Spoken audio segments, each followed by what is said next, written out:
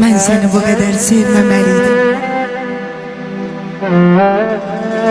Bilirdim, cəzası ağır olacaq.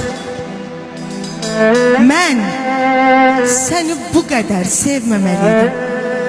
Bilirdim, cəfası ağır olacaq. Sənin üçün o qədər ağladım,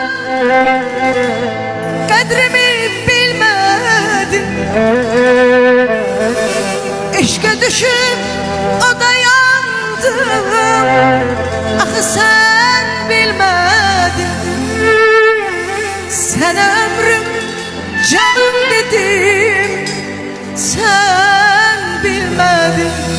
Sevmedin, beni sevmedin. Görme